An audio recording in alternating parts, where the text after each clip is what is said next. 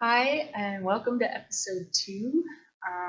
If you remember last week, we talked about TV show Seinfeld and how ordinary life is not nothing. There's actually a few times this past week where I would ask someone, what did you do today? What's up? They'd be like, oh, nothing. And I'd be like, it's not nothing. I'm sure you read the paper or, went to work, talked to a friend. Anyway, so just saying, it's not nothing. And the second thing is, it's no small thing that you exist because you could have not existed. Have you ever thought about it that way? It's pretty interesting. Anyway, some food for thought. This week, I would like to talk about another classic in the English language, not Seinfeld. It's a poem by Chaucer called The Book of the Duchess. And I've never studied it myself. It was my brother who told me about it.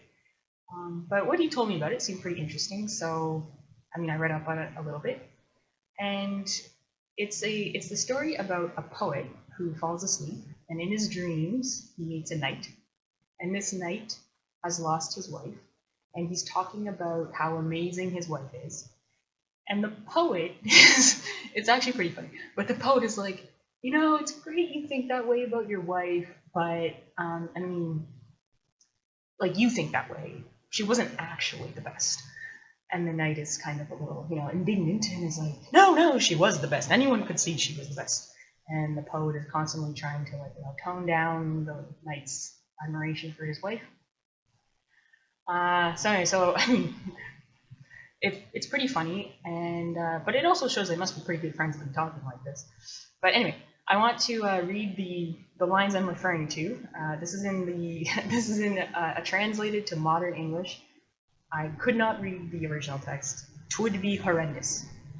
So these are lines 1034 to 1054. Okay. So actually, no, skip to 1038.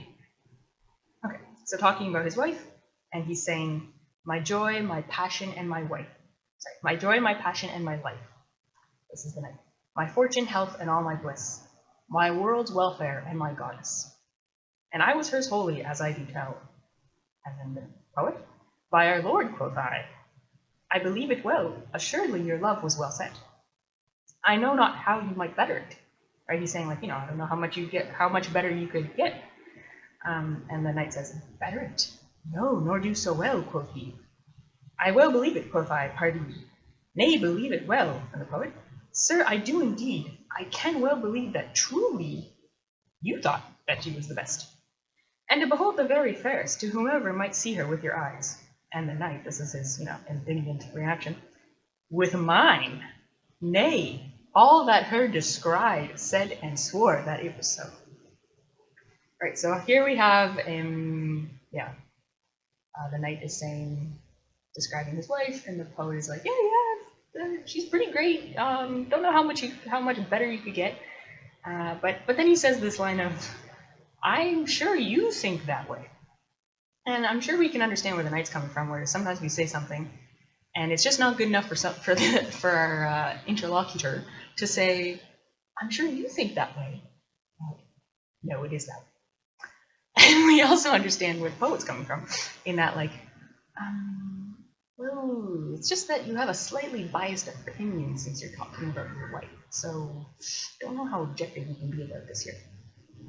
But I really like the knight's response, right? Like when we're talking about is it this way? Is it not this way? Is it the truth? Is this just an opinion?